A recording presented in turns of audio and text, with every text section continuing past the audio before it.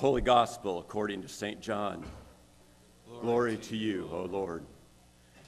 In the language that recalls the 23rd Psalm, Jesus describes himself as the shepherd who cares for his sheep. He is willing to die for them, and he is able to overcome death for them. I am the good shepherd.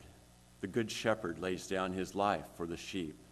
The hired hand, who is not the shepherd and does not own the sheep, sees the wolf coming and leaves the sheep and runs away, and the wolf snatches them and scatters them. The hired hand runs away because a hired hand does not care for the sheep. I am the good shepherd. I know my own, and my own know me, just as the Father knows me, and I know the Father. And I lay down my life for the sheep. I have other sheep that do not belong to this fold. I must bring them also, and they will listen to my voice. So there will be one flock, one shepherd. For this reason the Father loves me, because I lay down my life in order to take it up again. No one takes it from me, but I lay it down of my own accord. I have power to lay it down, and I have power to take it up again. I have received this command from my Father. The Gospel of the Lord. Praise to you, O Christ.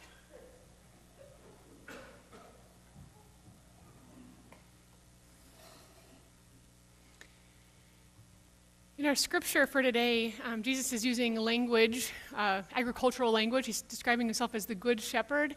And so we are then looking at ourselves as the people of Jesus' flock and those who belong to Jesus and his flock and listen to Jesus, Jesus' voice. As some of you know, Taekwondo is a sport that I've been a part of over the years. And this is a picture. On the far left is my coach when I was in Minnesota, Grandmaster Oi Lee. And then to the right there is Amanda, and she was a teammate of mine when she was younger, and she's now represents the U.S. She's on the national team. And so when we would have been training together when she was younger, and our coach would have been instructing us, and you start out in Taekwondo with basic things, right? So you might learn a roundhouse kick, right? And then you maybe learn, and you do that over and over and over again, and then you might learn a double kick, and then maybe a triple kick, and then the coach gives you this instruction, and you practice with your partners or with paddles, and then eventually they make that it gets more complicated. So when we were on the competition team, he might give us up to like 10 moves that you're going to do. So you're going to do, round kick, triple kick, step back to a back kick, maybe a drop kick. So it's a whole combination of moves, and he'd give us that instruction, and we would just be listening, and then you just go and you do it. You do what he says. And you practice this over and over again. And then you practice it with a partner, and you're kind of developing those skills. And he not only would know your name, but he would know your weaknesses. He would know your strengths, right? So he's going to push you in certain ways, and so that when you get to a competition, and he's then your coach in the corner is going to be helping you to see, how you can use those strengths to the best, and how can you use those strengths maybe with a particular person you're facing even. How can that work well? And would use his voice or maybe hand motions so that you know maybe what combination of moves you're going to use in the ring at that time. You're taking initiative, but the coach actually gives you a lot of direction as well. And so I tell you a little bit about that, because as we think about listening to Jesus' voice too, that too takes practice. And I think when we practice that with the basics, it can also help us as life gets more complicated. And listening to Jesus' voice, too, is about relationship. So this is a picture of my grandmother. We call her Oma, which is German, and then my mom to the right. And if they were to call me on the phone, I would know their voice without them having to introduce themselves, like right away, right? Because I'm in relationship with them, and I've heard their voice over and over again. Same thing for me. If I were to call them, I'm sure they would. My mom can distinguish between the three daughters and knows our voice. And so for you too, when you think about a sibling or a parent or a child, those people that you know well, you've spent time with them, you've heard their voice many times, you can recognize that voice, and listen to that voice. This is my son Micah. He's going to be 2 at the end of May, and he may very well be listening to my voice right now in the nursery. Sometimes they turn the TV on and will play the service while they're in there. And I've been told that when they do that, when I start talking, he just looks up, right? He knows my voice. He's learned that over time. And the same thing for you with your own children, if you have them, or a close friend. You can recognize their voice, and they know yours because you're in relationship with each other. You've spent time with each other. So as we think about listening to voices, knowing someone's voice is relational, and it takes practice. As we think about that with Jesus, recognizing Jesus' voice in our lives, it is true that it is relational and takes practice as well. We're in the Gospel of John this morning, and Jesus uses a lot of different metaphors to describe who he is and who the people that follow him are. And these are many of the I am statements in John. As we think of Jesus using those words, I am, we think back to Exodus when Moses encounters God in the burning bush, and he wants to know how to address God, who is God, and what's God's name. And God uses the phrase I am. So that's kind of the formal name of who God is, Yahweh is in the Bible. And Jesus is using that to describe himself in John, which is pretty powerful. And he does that in different ways throughout the gospel. And today we're looking specifically at when Jesus says, I am the good shepherd. And that language of shepherding is, again, kind of using an agricultural term, a shepherd who cares for the sheep, to describe Jesus, and then us as the many sheep that are there being cared for and following the shepherd. And this imagery of shepherd is used many times throughout the Old Testament. So we see in Ezekiel 34 that the prophet is talking, and this idea of shepherd in the Old Testament can be like a leader. So a leader, it could be a religious leader, national leader, and we know many different types of ways in which people lead in our own context. But this is what Ezekiel has to say, kind of in a sense, about bad shepherds. This is what the sovereign Lord says: "Woe to you, shepherds of Israel, who only take care of yourselves. Should not shepherds take care of the flock? You eat the curds, clothe yourselves with wool, and the slaughter of the choice animals, but you do not take care of the flock. You have not strengthened the weak, or healed the sick, or bound up the injured. You have not brought back the strays, or searched for the lost. You have ruled them harshly and brutally. My sheep were scattered over the whole earth, and no one searched or looked for them." So he's lifting up what bad sheep do. In a sense, they're people with authority who don't use that authority to care for those that they're supposed to. And maybe we've encountered that in our own lives, or as we look at people that have led politically, or maybe even church leaders that you've worked with that have not used that authority well. I know, even looking back at the taekwondo example, just in the last few weeks, I've heard word that another coach that I've worked with, who was one of the Olympic coaches for taekwondo, is now totally barred from everything related to taekwondo because he has abused women. And so even in multiple contexts, sport, faith, politics, we have people that have authority and do not use that to care well for the people that they're supposed to.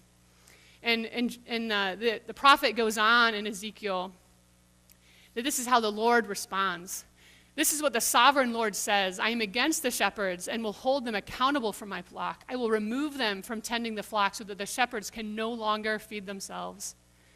For this is what the sovereign Lord says: I myself will search for my sheep and look after them. As a shepherd looks after his scattered flock when he is with them, so will I look after my sheep. I will rescue them from all the places where they were scattered on a day of clouds and darkness. I will tend them in good pasture. There they will lie down in good grazing land. I myself will tend my sheep and have them lie down, declares the sovereign Lord. I will search for the lost and bring back the strays. I will bind up the injured and strengthen the weak. So God, there we hear a description of God as the good shepherd, the one who uses that authority for good and for care.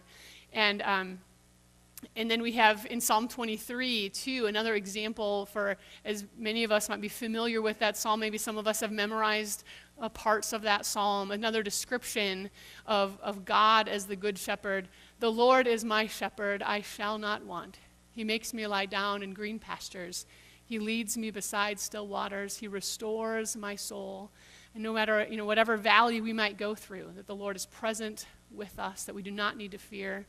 And that even one of our confirmation students right now is preparing for Confirmation Sunday, is looking at this as part of their confirmation verse for Sunday. But we hear that it's personal.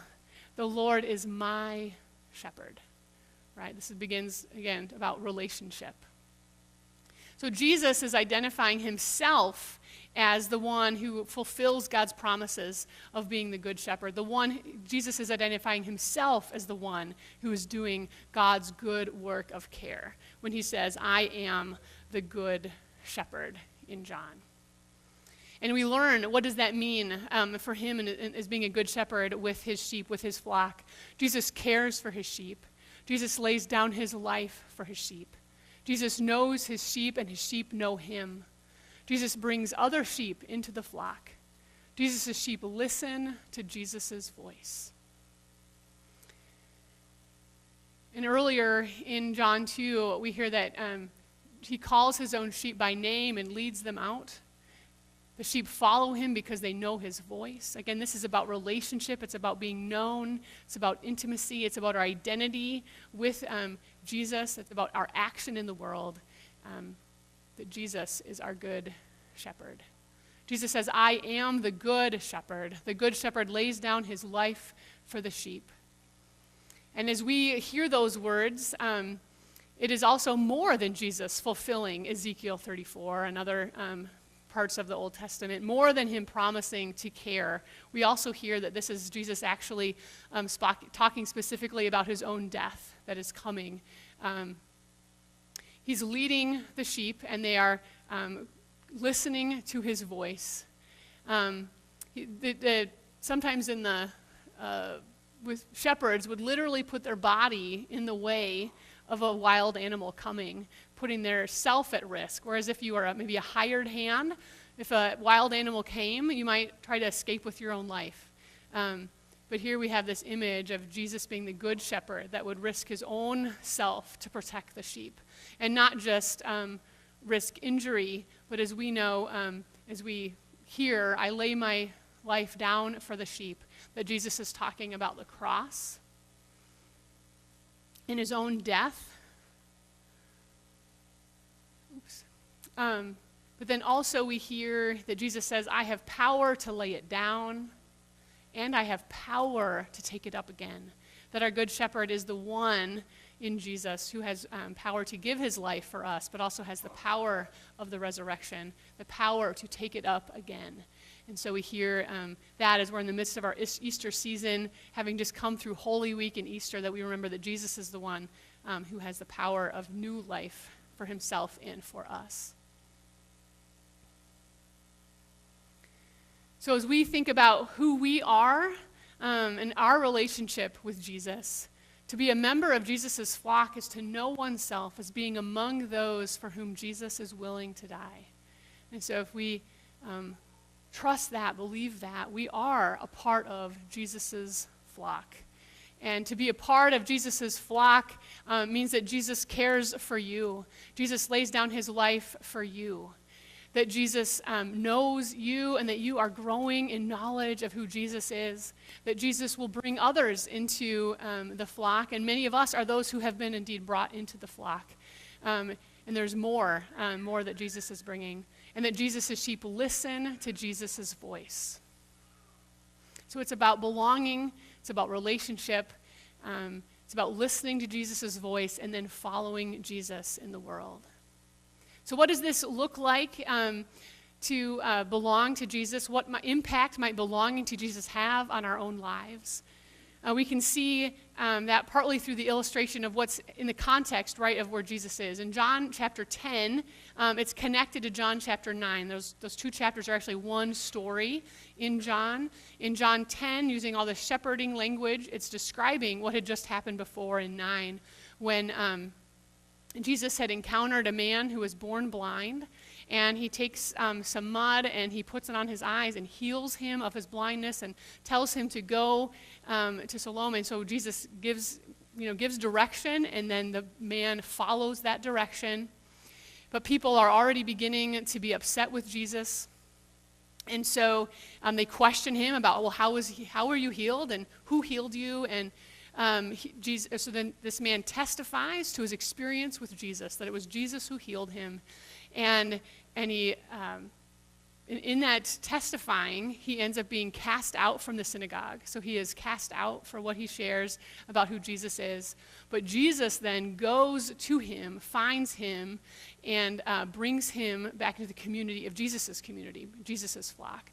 So we see an example of someone who hears Jesus' voice, follows what Jesus says, testifies to his experience of Jesus, and in so doing actually grows in his knowledge of who God is, grows in faith as he shares. And then he encounters conflict because of what he shared. But even then, as he's cast out, Jesus goes and finds him and brings him back to the community. And so for us too, it's about hearing Jesus' words, following, but there may be conflict that we encounter, and to know that Jesus is there with us, bringing us back, seeking us out, even there. And as we think about the example from before I gave with Taekwondo, of listening to a coach's voice, as you learn those basics, you then can add to that, and it gets a little more complicated in our life too of discipleship. If we can follow Jesus in being forgiving to a sibling, it makes it easier to follow Jesus later on in a more complicated situation, maybe with a spouse or somebody at work, right? So learning the basics, and as we in Sunday school or in early parts of our life of discipleship, and living that out helps us as it gets more complicated, and knowing Jesus' voice. So knowing Jesus' voice is about relationship, and it takes practice. And one of the ways that we lift up how to practice hearing Jesus' voice is through the marks of discipleship, and we list those in our bulletin each Sunday morning. It's one of the ways that we encourage us all as a community to grow in being able to hear and recognize Jesus' voice. So it's our Power Surge marks of discipleship: to pray daily, worship weekly, read the Bible, serve in a ministry at Resurrection or the wider community, be in relationships to encourage spiritual growth in others, give of my time, talents, and resources.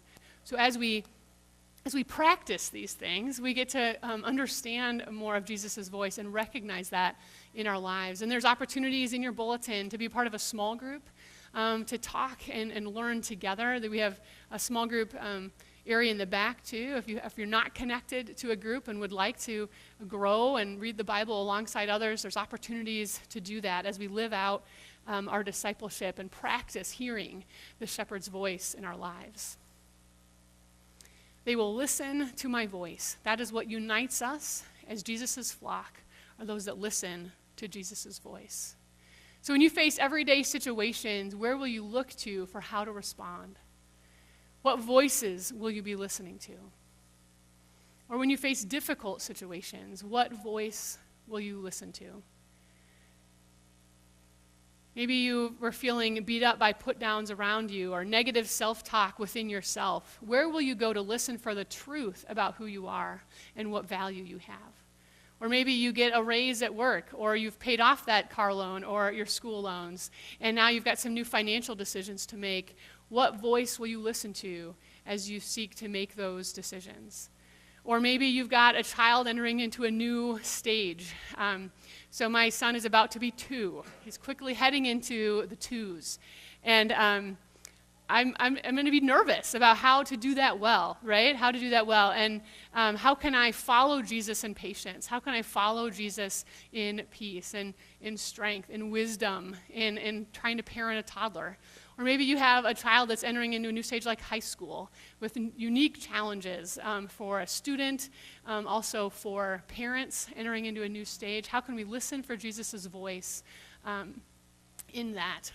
Or maybe if you've encountered then too a difficult argument at home or at work, how can you listen for Jesus' voice, that we might follow Jesus with courage, follow Jesus with patience, follow Jesus with peace, with forgiveness in those difficult situations. And again, if we can do that in some smaller ways, it begins to get easier to do it in more complicated ways. So it's about belonging through Jesus, listening to Jesus' voice, following Jesus. At the heart of this gospel, it's about Jesus. Our identity is all about our relationship to Jesus. Jesus is the way to abundant life, eternal life. Jesus offers abundant life by example of his love. And we are those whom the Good Shepherd cares for and searches for, binds up, and knows the needs, dreams, feelings, pains, joys, aches, and gifts of. And that relationship is what defines who we are as individuals and as a church. You are those for whom Jesus is willing to lay down his life for. You are those for whom Jesus is willing to die. You have a good shepherd, a shepherd that cares for you, that leads you beside still waters, that restores your soul, that guides you as you listen to and know and follow the good shepherd's voice, that is present with you, whatever valley you might go through. And who has we have a good shepherd who seeks you out when you feel lost, who pursues you with goodness and mercy. You have a good shepherd that is willing to lay down his life for you and who has the power to take it up again for you, to give abundant life to you and for all those who listen to his voice. And it is rooted in that loving relationship with Jesus that we take action in the world. Amen. I invite you now to stand.